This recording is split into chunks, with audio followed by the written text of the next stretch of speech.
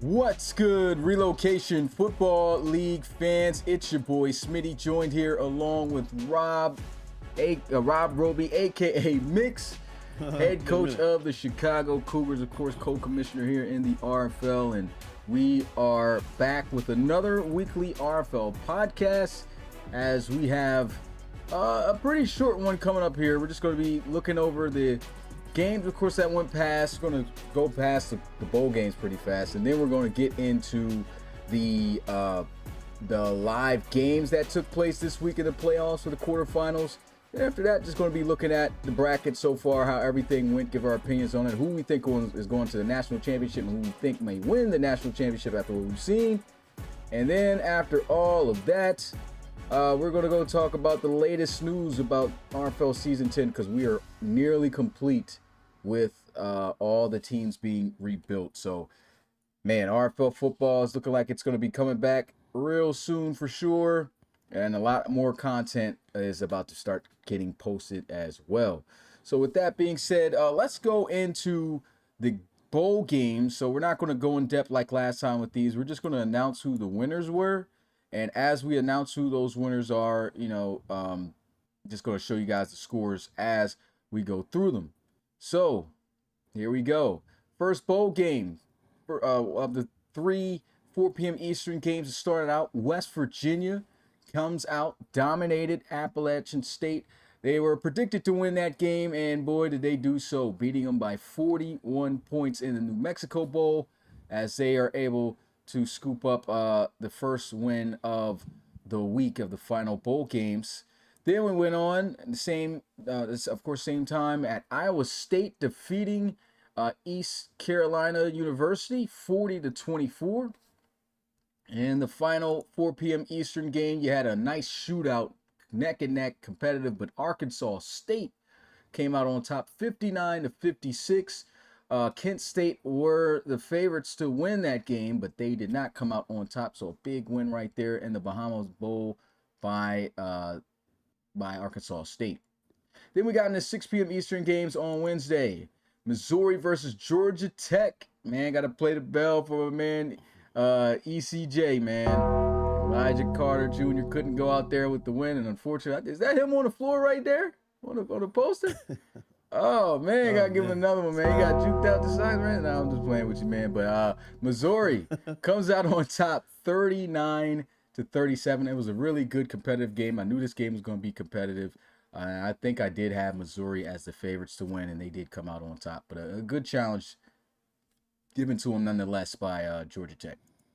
And this was probably one of the most unfair games of the bowl games, having Tennessee with literally the Heisman winner of this year, our Hunter Mackey Award winner, Jackson Willis, goes off another 100-plus yards, touchdowns, beats Colorado State 48-3.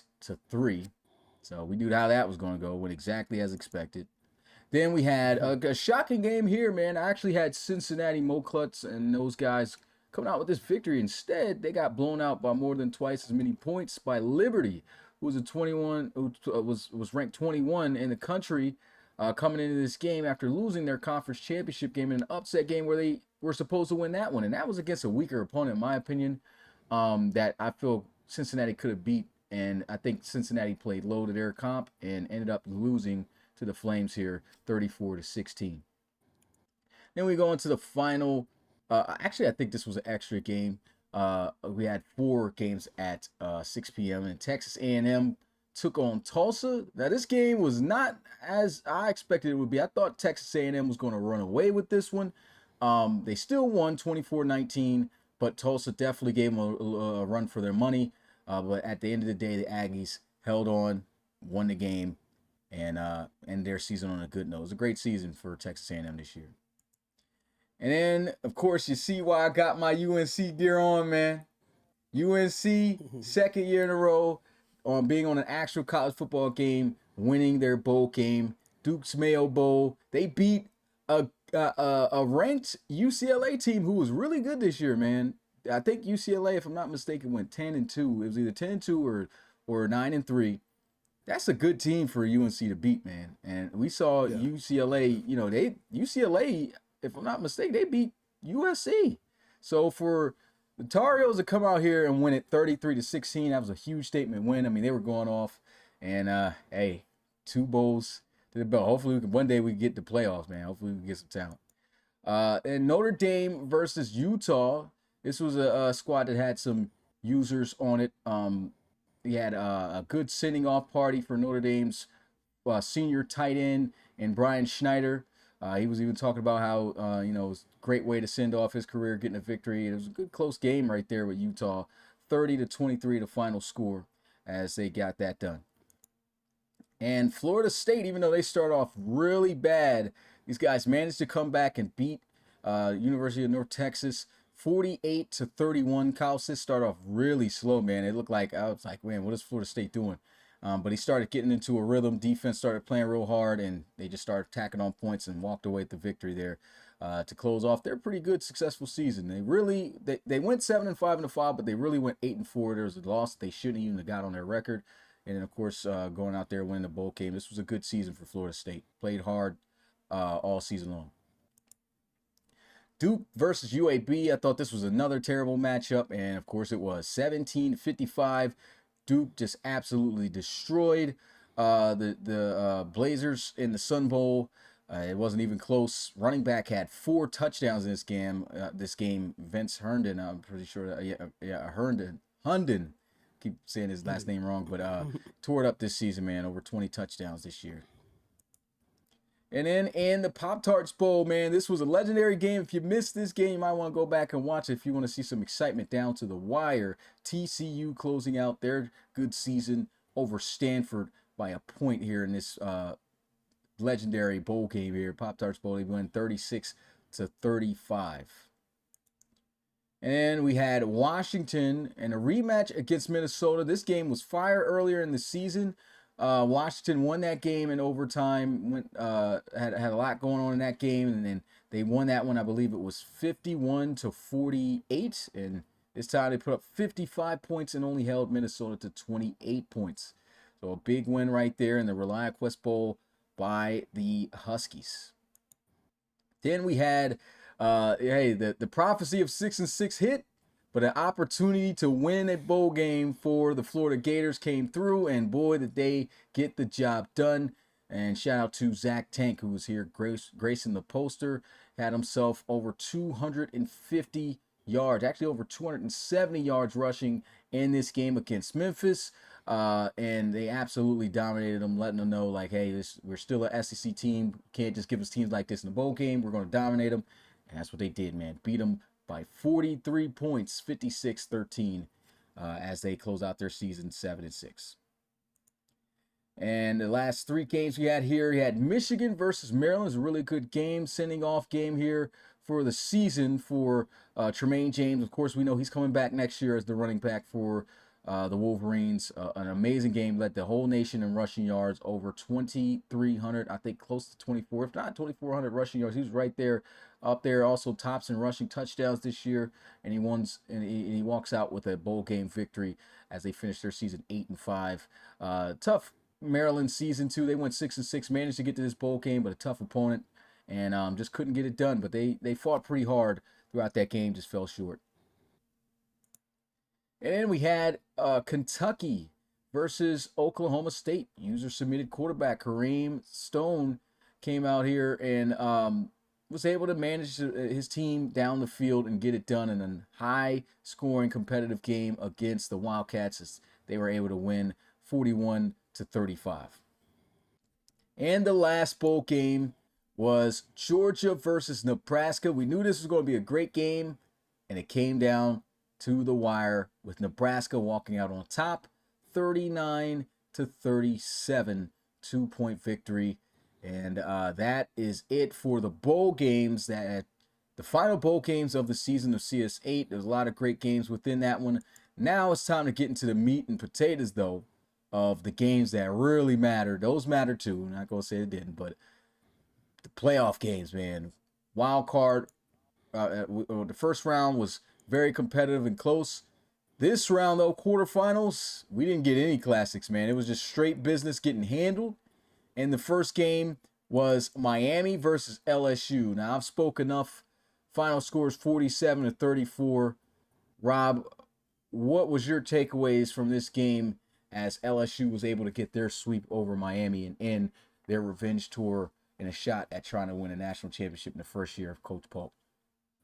Well, it was apparent in this game that Bobby Winbush, from the moment, the first couple of plays, that he was going to be the focus player in this game. And I think that, throughout the game, he really caught this defense off guard at times.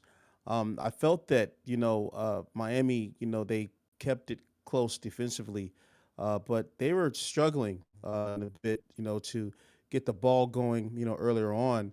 We see, that obviously Taylor ends up, having a decent day, but if the stats say one thing, but if you watch this game, Miami's offense, it was a little slow to get off this game, and I think that LSU, it's a pretty solid team, man. I definitely respect the LSU Tigers, but they kind of just kept going in this. I don't think there was really too many stops. I felt like they had a lot of clean drives down the field, and the defense, at times would, Miami at times would, kind of, stall them a little bit here. But I mean, they ended up having a pretty good game, man. Uh, Despite the fact that Miami was playing so tough, man, and we were joking about it's an away game for Miami, but it's a home game at the same time. But it really just felt like LSU was at home this entire time. I just really didn't feel like this was a true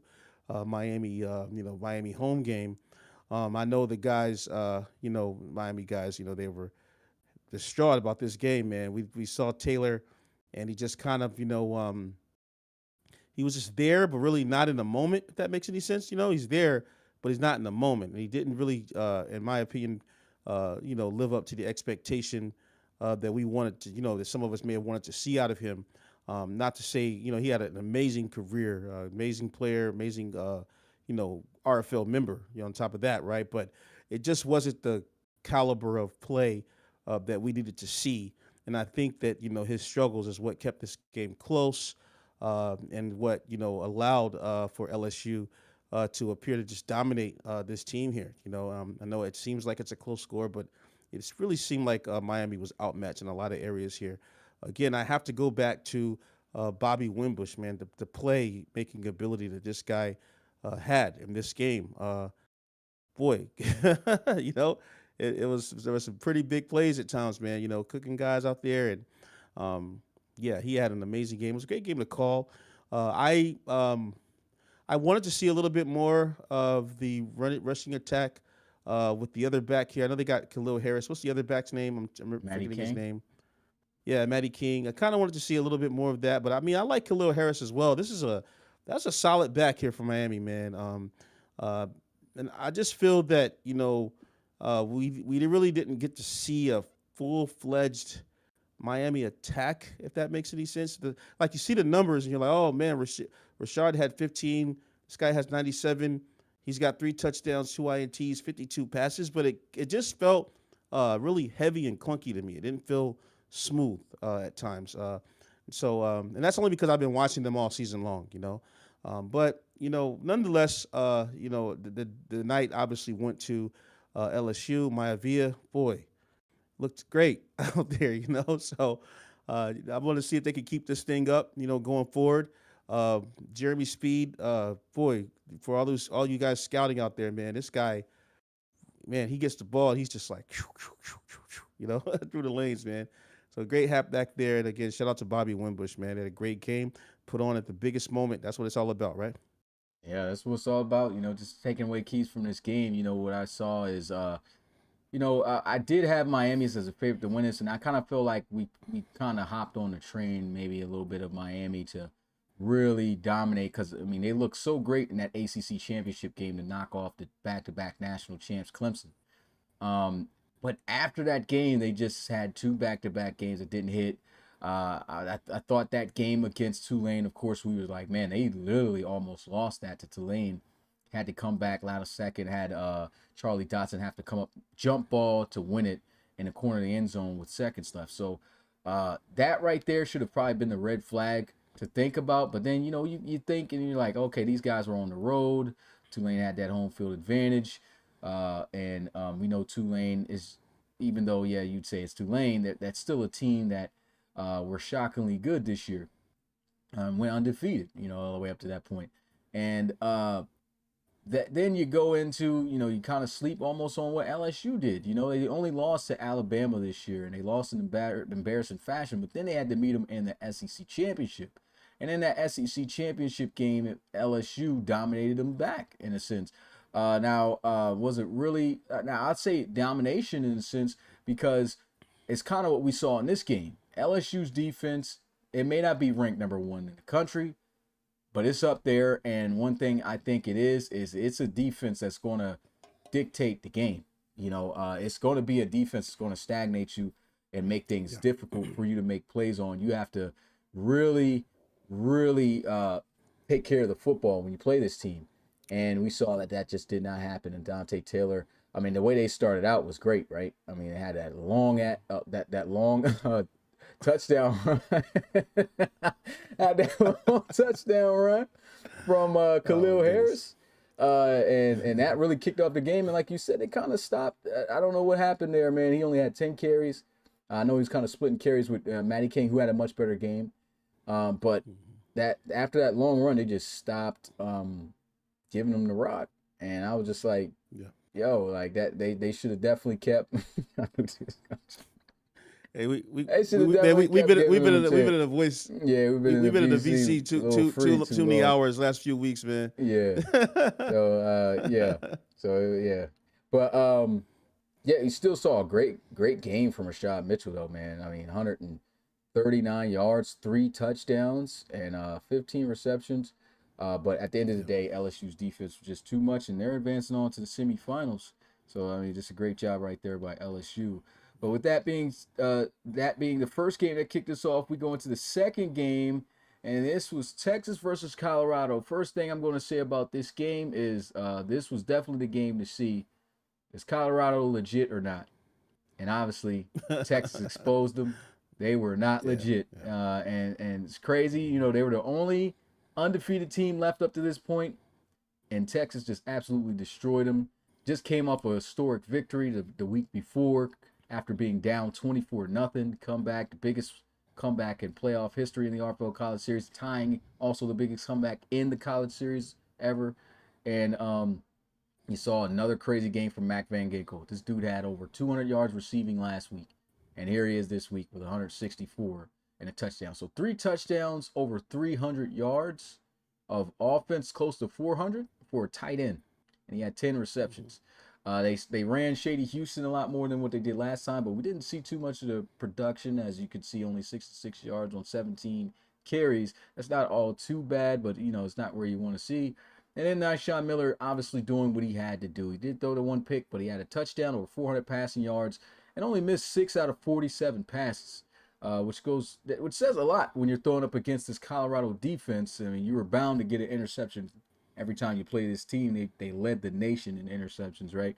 But the credit definitely has to go to Texas's defense, as they just overwhelmed Colorado up front. Offensive line could not hold the pressure whatsoever, as they just dotted up on Greg Dimbo, and it just kept getting bad, worse.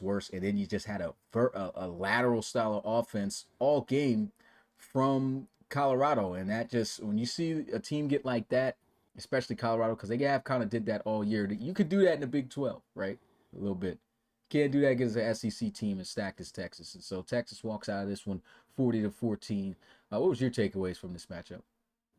Yeah, you've pretty much highlighted how I felt. This became a one-dimensional team very early. Dimbo, he was not really an effective QB that day. And, at the end of the day, my hat has to definitely go off to Nyshawn Miller. I mean, he looked absolutely amazing. And we've seen sparks of Nyshawn Miller throughout the season, man, where he, just kind of can take over games and everything. And I think this was, if you have any doubts, if you're worried about, is this guy going to be successful at the next level? If you, thinking that, maybe he's not going to be a top guy, Zilorian guy, such and such, right? I think this is definitely a player who, you're going to be able to develop. Might take a little bit of time, but I think he seems to be dedicated to the league. So I think that, this is someone who, Has shown glimpses. I'm not sure what he's. I don't know if he's declared or whatever what's going on. Maybe he gets another season with Texas. If that's so, I'd really like to Yeah, see what he can do. he burned Yeah, up his yeah. Just eligibility because he so had he's to out. Yeah, take. so he's Yeah, so he's out of eligibility. He yeah, has no choice but to yeah, yeah, declare. He, he yeah, he yeah, came over from the PFL during the merger, yeah, and yeah. he's played since CS6, Hmm. 7, Okay, and now 8. So he can't play anymore. But okay, I mean, to make it to the yeah, playoffs and doing what he's doing right now, I mean yeah, that's yeah. putting some guys Solid, on man. notice.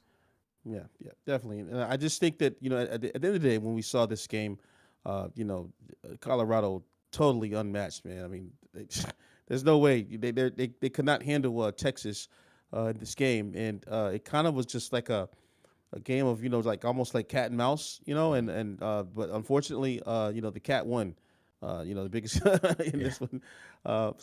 Yeah, man. Van Ginkel, you highlighted him already though, man. Boy, he was all over the place here, man. awesome. Clean catches, traffic, whatever. Doing a great job. A little bit of underperforming day for Shady, but I mean, with the passing day that Nyshawn had, the defense, there's really no need for Shady to really, do too much. I feel like I'm missing somebody. I don't know if it's a defender or whatever that's not highlighted here, but nonetheless, Texas looked pretty much dominant over Colorado. And if you had any thoughts or ideas that Texas was going to lose this game, you were absolutely wrong. Yeah, They got this done. I Great only job. Great only job. felt that Colorado had a shot potentially if their defense really was able to Yeah. stagnate, you know, Nyshawn Miller, and that just Mhm. did not happen. It just shows how out of Yeah. their league that Yeah. Yeah. Clemson, I mean, it's Clemson that Colorado was, So Yeah. I, Yeah. I like what I saw from Texas, right? I like. Well, Hmm. I'll talk about that when we get back to the bracket. Yeah. I But got big win right there. And that same night, after you called that game, Pecan was calling this quarterfinals game between you. Oregon Hmm. and Alabama. Oregon, of course, shocked with the big upset to kick off the Yeah. playoffs, knocking out Shell Clemson shocked. in the first round, and in a big way, 40-14 in that one. They go up against Bama. We saw Bama just recently come off a loss in the SEC championship game. Their last 2 to 3 games were not that good, and here we are with a heck of a performance. Jaden Young was locked in, and he dominates Oregon in this one, 57-24. There's a lot going on, through the air. Receivers were all eating. We saw a heavy dose of Dior Gore, led the team in receptions with 10, even Hmm. though he's not on this list. We saw DCP have 2 spectacular touchdowns. There was one where he caught the ball in traffic, broke the tackle, and just beelined it straight to the end zone. Um, those guys made a lot of huge plays on offense, and this is the Alabama team you want to see in the playoffs for their first playoff game coming off a bye week. Shout out to Corey Baines, though, of course, for the season he was able to have, the of course the big upset too, to start out the playoffs, kind of make a name for yourself, and then unfortunately you meet the big bad former #1 team in the country, and they're just ready for you and they dominate, man. Thoughts on Bama's victory here over Oregon? What does that tell you about Yeah. them? Um, you know, uh, I mean, I'm a bit biased, but some people who are not highlighted on Bama, we always talk about Dior and Covington and DCP and even Jaden, right? But I got to give a shout out, man, to the secondary of Bama, man. These guys played long and hard and all game long, man. They are not, they don't give up, man. Hiley, Mims, Washington, and Freezer, man. Like, gotta watch these guys sometime, man. I mean, and honestly, Baines had quite a day, right? He had quite a day. Yeah, That's a over pretty 400 good yards. score there. But yeah, 400 yards. But 24 points on the board. That defense was clamping at times, man. And I think that that those guys don't get a lot of mention, man. So big salute to those guys. I saw Owen step up a bit in this game as well. But I do want to have to circle back, obviously, to Jaden Young, and anytime you give this guy this kind of time to pass, and he only misses six passes, boy, Yeah. he's gonna destroy you, man. You got to get the pressure. We've talked about. You've been saying that. You got to get pressure around this guy. You can't allow him to just to sit in the pocket, because if he sits in the pocket, he gets time, and his wide receivers are on their day. It is difficult to stop this QB, man. 5 passing touchdowns, absolutely remarkable here. But that's like light work. I feel like he's Mr. Five, right? we've seen him throw in big time moments, throw tons of touchdowns. What did he have, like a 10 touchdown game or something like that? Yeah, in Eight, that nine, game nine last year touchdowns. against Yeah, Tennessee. last year.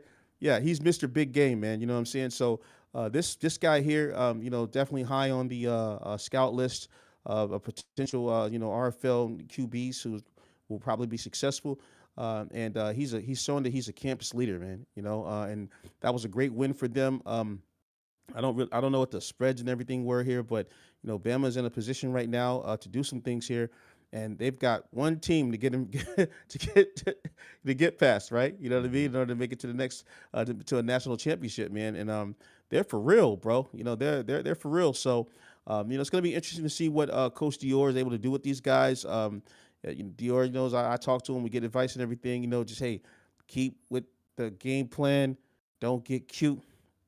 Let it play out. You guys are at your height right now.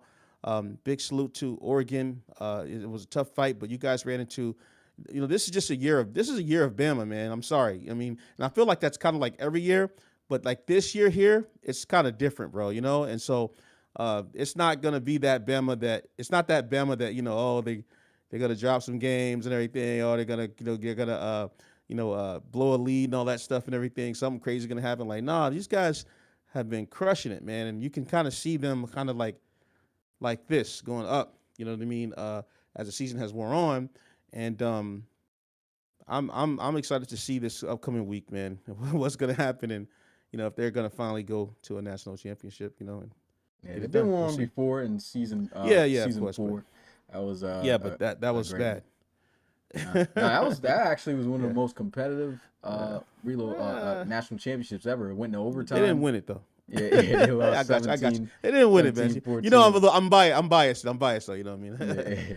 So yeah. But yeah, big win right there. And of course, we get into our final game, which took place yesterday on Friday. The rematch between Penn State and Ohio State. We saw the energy on Pecan after this one. He wanted this victory Oh, bad my for goodness. Ohio State Yeah. after they got embarrassed in the Big Ten Conference Championship game just from sloppy play, man. 6 total turnovers. Yeah. And after all of that, with their offense and team just killing themselves, shooting themselves in the foot, these guys only lost by 7 points. And it was in that moment where, I had Ohio State as the clear favorites to win this again, even though I had them in that game because they beat themselves in that game. And I was just like, I just don't see that happening again. If these guys play Penn State, the chances of them having that many turnovers again, just not going to happen. And it didn't. They had much better protection from their offensive line.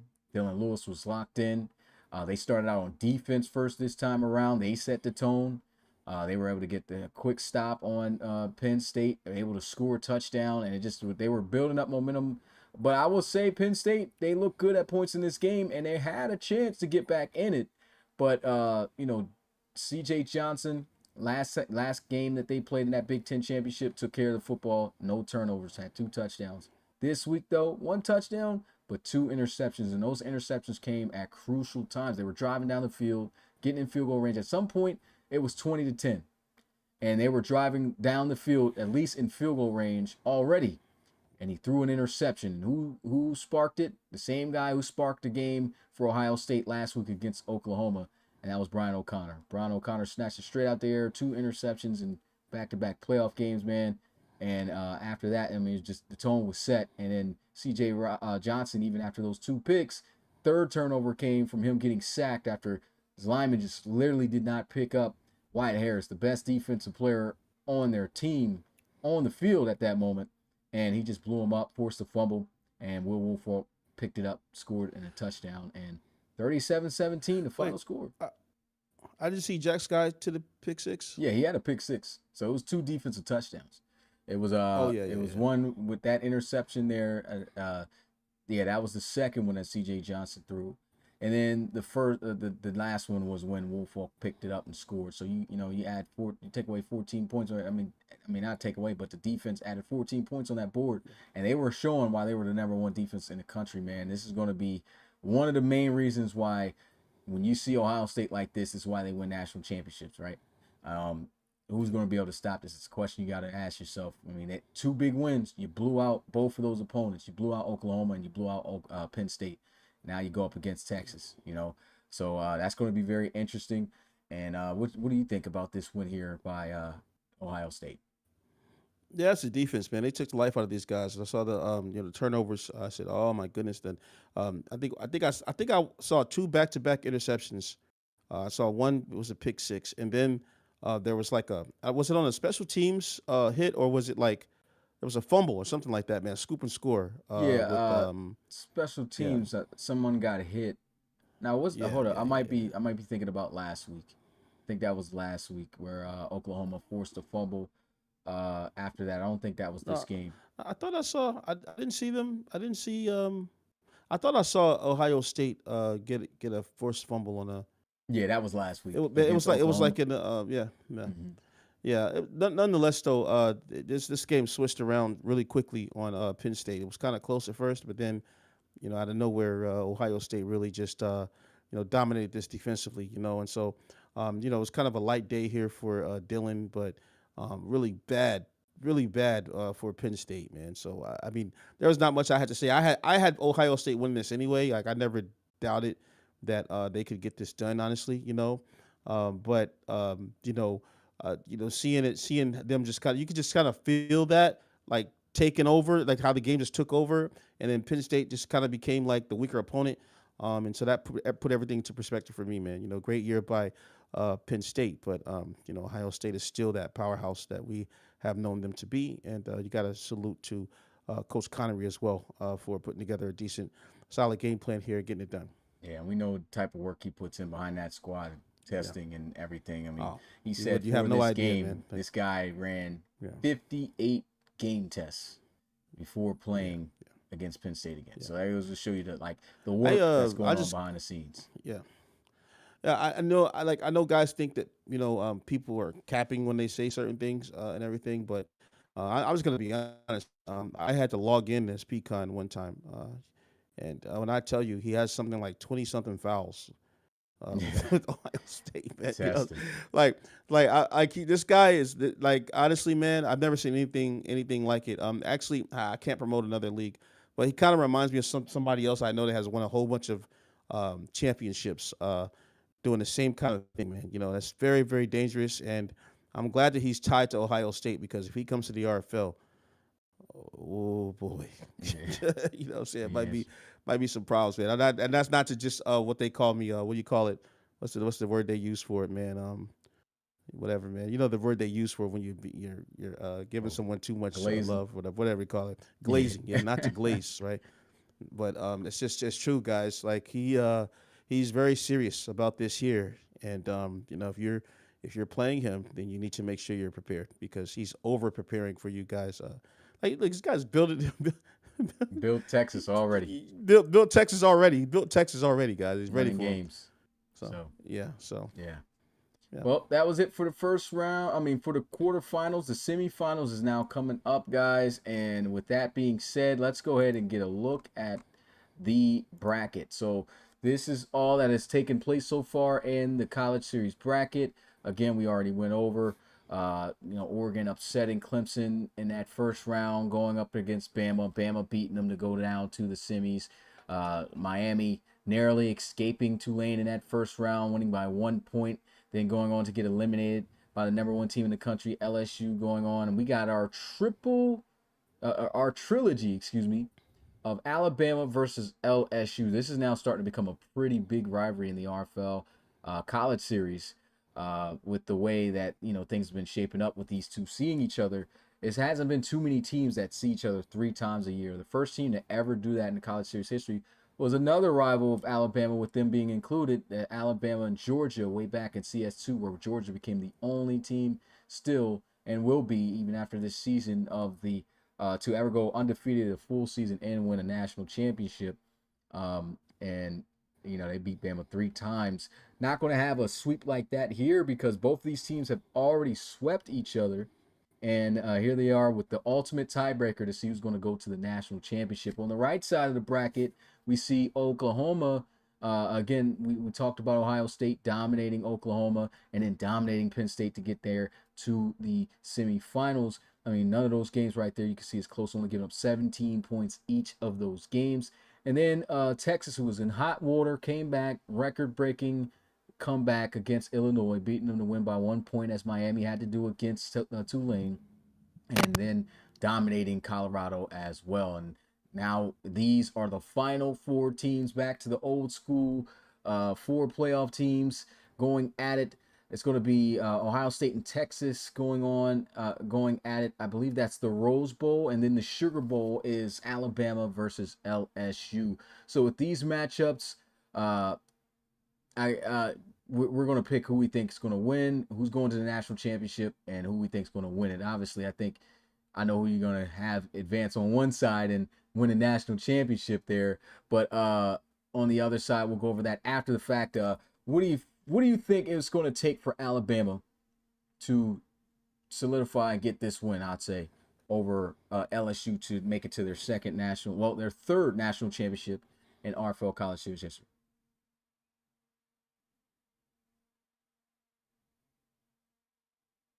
You there, Rob? Yo, can you hear me? Yeah. Okay. Hey, can you hear me now? Break up? Okay. Yeah. Did you hear me? All right. Yeah. I hear you now. Yeah. Okay. In my opinion, the performance by Jaden Young against Oregon, it's showing that this guy is he's got the morale, man. I love what Maivia was able to do against Miami, but I kind of felt Miami was not on their day, and I feel that he because Miami was not on their day offensively, he was able to squeeze by there. But I don't think he does that against Bama, man. I think that they got the SEC title game, yeah, they got the get back and everything, but I don't think that LSU is going to be able to get this done at this stage right now. I think Bama's coming here super charged right now, and I think that LSU is a good team, but I look, man, that game.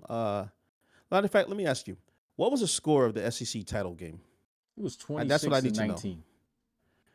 Yeah. You see, but Bama blew the brakes off of them back in week 11, right? I think that SEC title game, I feel like that was that a neutral site as well. Yes, it was. Yeah. I think that game, something was off with Bama, and that's just my opinion. And it's no shade to Dior, but something was off there. But it was a tight game, and I think that now everything's on the line right now. I'm expecting LSU to come out and play strong, but at the same time, I'm expecting Bama, who's been rocking it all season long, bro. You know what I'm saying? I'm expecting them to come out here and look, they're LSU's only L, yeah, Yeah. right. So it's like, if the odds, we've been doing this a long time, bro. The dice roll, you know what I mean? I'm feeling like this is going to Bama, man. I just feel like that's what it is. If I just had to choose who's going to win this based off the quarterback right now, it's Jaden Young versus Maivia, and I think Jaden Young gets that one. All right, and I'm gonna go with Alabama in that matchup as well. I know again they split and LSU got their get back. The big thing, LSU definitely has a shot to win this game. I will say that. And the way that they have a shot on doing it is how well will their defense show up. If they rattle Jaden Young early in this game, that's where I think Bama loses. Yeah. The key to success for Alabama now at that point is don't allow that to happen. That's easier said than done because, again, they've never faced a defense as talented as LSU's. They blew them out that one time, but again, that defense, the second time around, when they got going, it really started to change things, and they were able to get to Jaden Young. They cannot afford to let that happen again if they want to make it to their third national championship. And of course, for LSU, they went to a national championship before back in CS5, and they went up against Ohio State, had a crazy first game. Blew out Oregon. I think they had over 50-something points. Oregon only had like something teen points. And went to that national championship and got embarrassed by Ohio State. Looking for some vengeance in that area. Looking for some vengeance again against Alabama to get the final nod of, the tiebreaker to get to that national championship. So a lot of storylines tying into this one. And actually going to take us over to this right side here. Ohio State, Texas. Who do you got winning this one? Well, Jack's already told us the score. He said it's going to be 67 Ohio State versus 6,777 Texas. So, so I guess it's going to be Texas, right? You look, I cannot bet against Ohio State at this point. Love everything that Texas has been able to do. I'm going to sound very cookie cutter here. Texas has a lot to prove to me. They have done a great job. I'm so proud and pleased that they have made it to the semifinals here, right? But at the same time, it's like, look, you got look Ohio State, man, one of the baddest teams in the history, right? So this is nice Sean Miller's stage now. This is Shady Houston's stage now. This is all of these Texas players, right? Who, and I'm gonna call them out a little bit. Guys need to be a little bit more active, man. You know what I mean? I need to see a lot more of these Texas guys around because you guys got a pretty good team right now.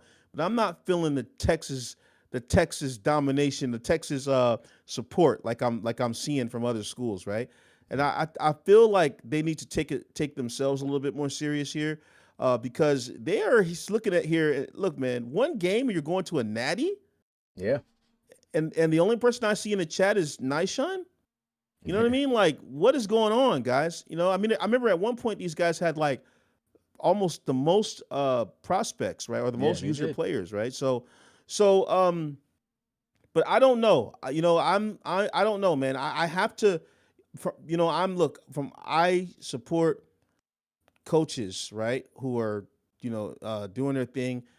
Texas does not really have the coach, and Pecan has been doing an amazing job scheming this season, and I think that Texas is kind of handicapped right now, right?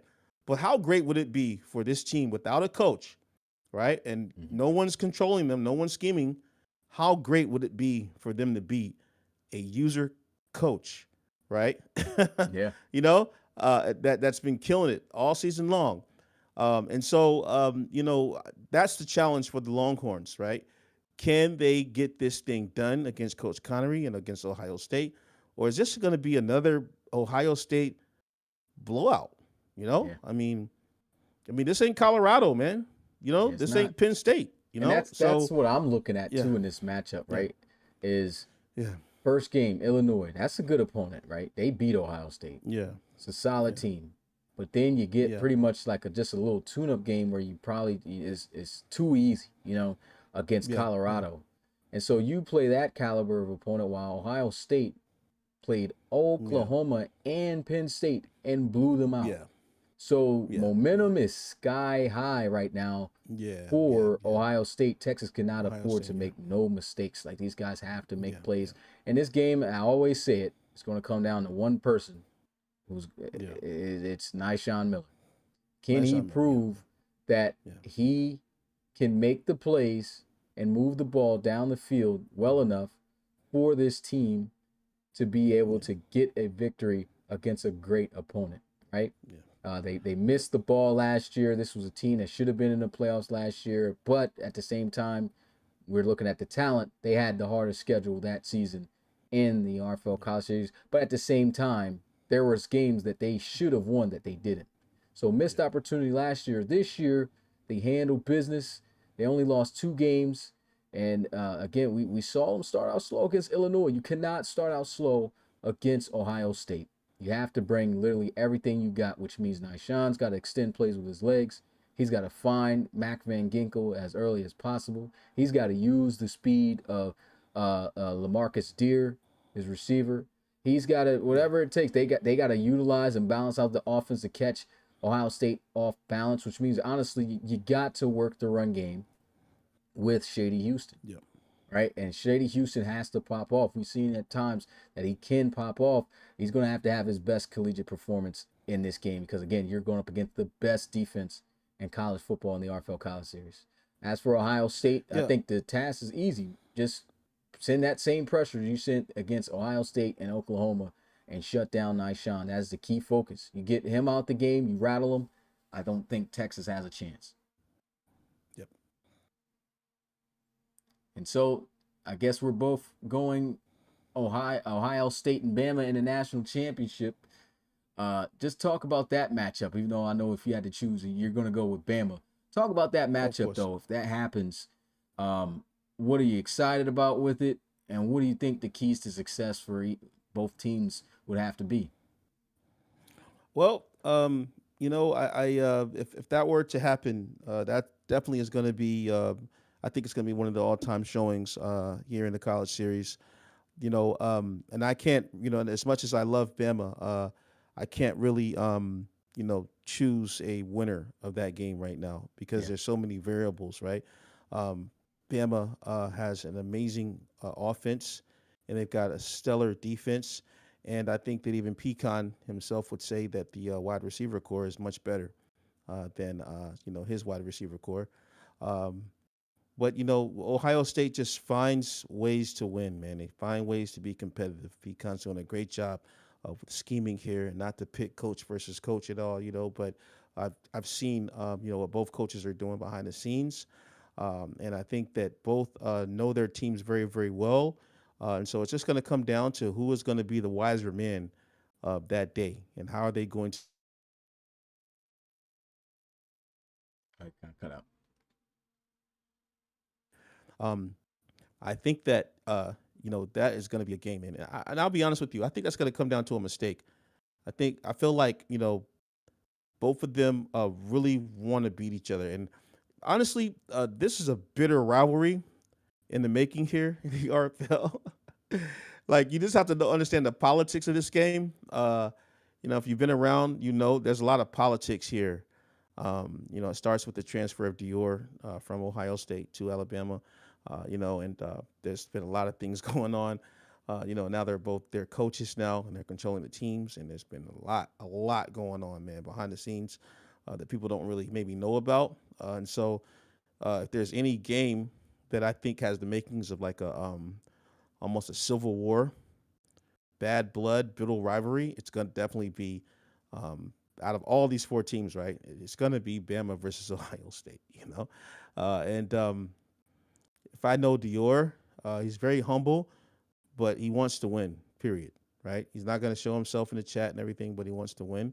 And I think that if Bama is to surpass Ohio State in this game, that is going to be huge bragging rights. I think it's going to be way huger bragging rights than if Pecan wins in wins a Natty. Right? I mean, he's got he's going to be Pecan's going to be like, oh, with the true winners are here, man. The true team that should have won last year is here. That's what he's gonna take, right? But I think Dior is pretty much gonna be like, hey, man, we beat one of the greatest teams of all time for a natty, and we went all the way through. We beat teams. So I think that this game, and I really don't want to call a winner because you know what I'm going to say anyway, regardless of how. But I think this is going to be a great game, and I think that both of these two coaches, if they're able to make it, I think both of these two coaches are deserving of this game, and they've played amazing and done amazing things for their teams in key situations. So they both deserve to be there. Sorry LSU, sorry Texas, y'all have played great as well. Um, you know, AI lives matter. You know what I mean? Yeah, So, I hope 50-50 I right hope you now. guys, yeah. It's a chance. I mean, it might be LSU, Texas, and both of these guys are out of there, That would be right? It, crazy. could, it could possibly be. That would be crazy, right? A new champion, that'd be absolutely amazing. But the storylines right now, man. Pecan, Coach Connery, Coach Dior are onto something right now, and it's up to LSU and Texas to end that storyline. So very big week, man. All eyes should be tuned in. You do not want to miss this week upcoming, man. That's all And I'm going to say so about that that. guys know when these games are, we're not wasting any time getting to this. So we usually have our first game on Monday. That will stay the same. And that first game on Monday is going to be Ohio State versus Texas. I will not be calling games this week because again, it's only 2 games left, and then we go to the next week, which will be National Championship week. But yeah, Pecan and Rob will be calling those games. Rob's calling that first game, Ohio State Texas, obviously because Pecan can't call his own game. He's since he's coaching Ohio State, and then he's got to call the Bama versus LSU game. And so those games again, Monday, Ohio State versus Texas, Tuesday, Alabama versus LSU. That's how fast we're getting these two games out the way. And then we have that long stretch for us, to have in the staff to work on a lot of things, have Thanksgiving, stuff like that. And then even after the fact, we have that national championship wait. So it's a lot going on, man. And yeah, if I had to give who I think in that matchup would go to the national championship, and this is I've been saying Bama all season long, right? But I will say this. I'm right now, from what I've seen from Ohio State, with the way that defense is playing, they're the number one defense in the country. If there's any team that can get to Jaden Young and make this happen with the odds in their favor, that's Ohio State. So as of right now, I've changed my answer to Ohio State. I just have a feeling in my, even though I want a new champion as bad as everyone else, got to be a realist. I just have this feeling like, hey, Ohio State's going to do it again. And yeah, that's a huge bragging right in itself too, like you were talking about, because there's going to be a first time. One of these coaches in their very first season coaching college ball, if they make it, is going to win a national championship, something that, is going to be legendary. I do just want to highlight another storyline here too, though, and I touched on it a little bit, but Nice Miller is how tall? It's 5'9". Yeah, 5'9". And he got a lot of heat for his size, and I have to credit him because he's been here, bro. He survived all that. He's been supporting his team, and he's kind of like the dark horse right now. You know what I mean? So we'll see, man. We'll see.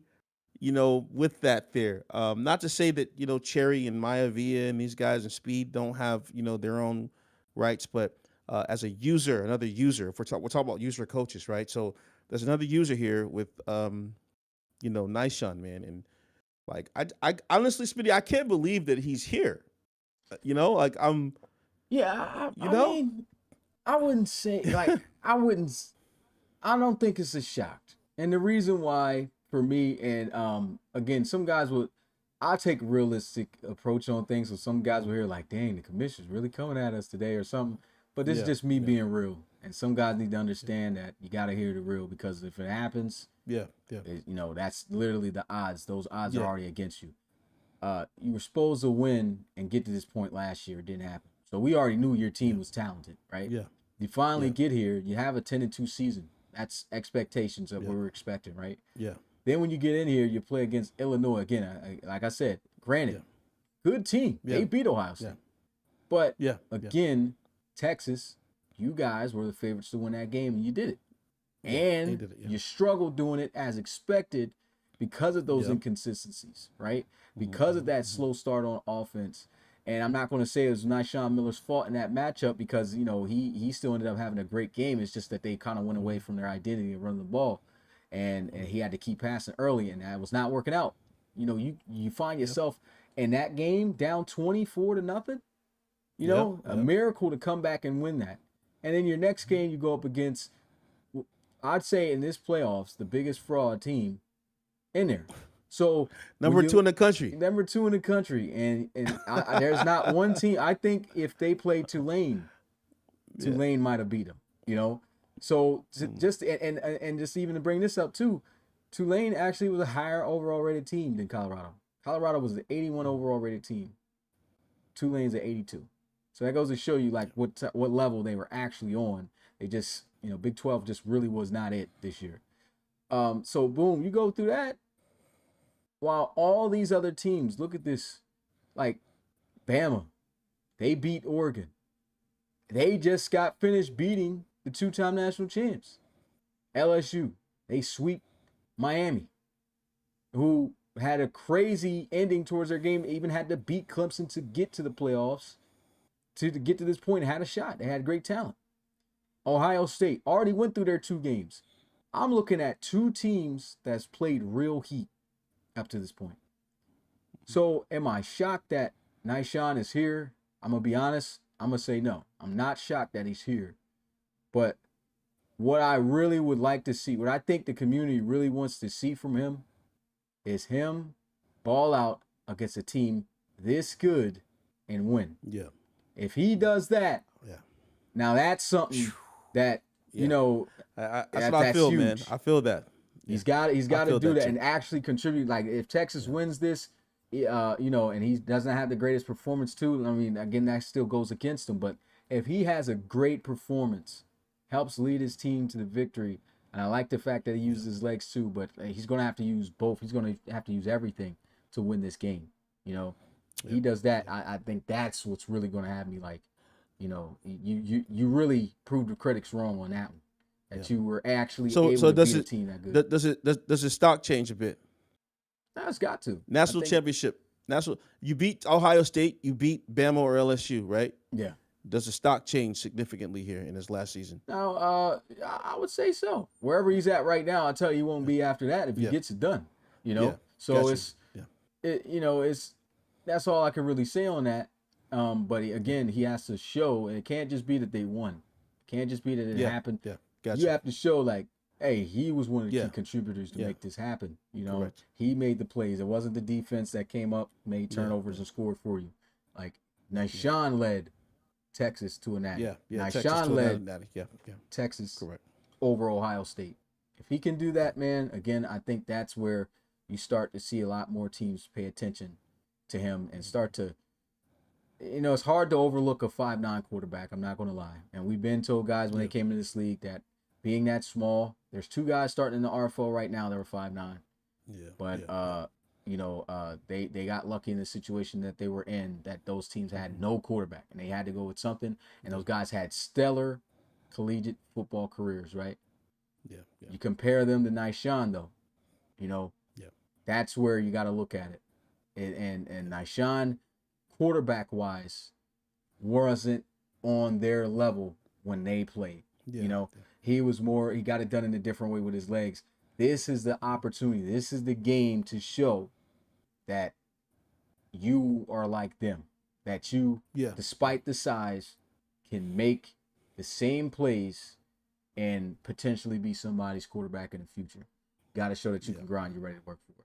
But that's it, man. That's it for our predictions, our key, I guess, storylines coming into this game, things you got to look out for.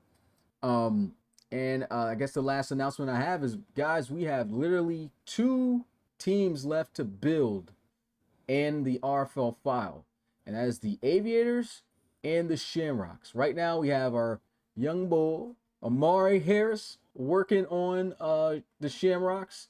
He has finished the offense completely. Now he just needs the defense. And currently, we have Coach Forbes working on the Aviators defense right now.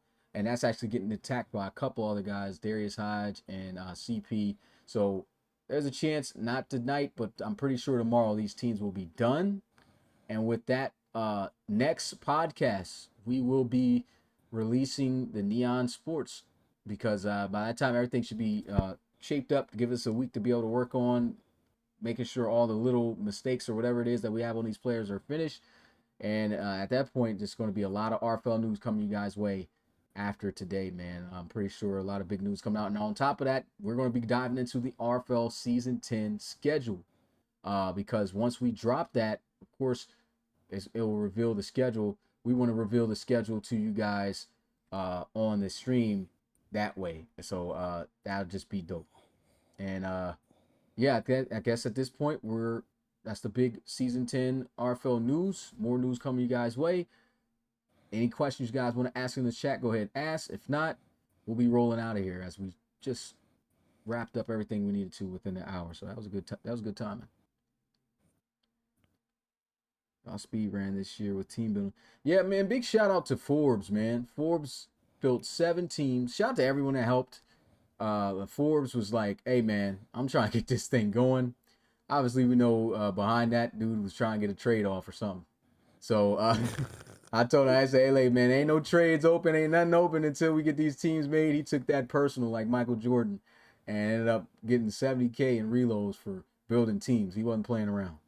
Even jumping in on dudes like I ain't gonna say no specific name, but jumping in on dudes on building their teams. And there's multiple of them, but he's trying to get some moves made. Young Rob Roby, man. I used to be like that back in the day, man.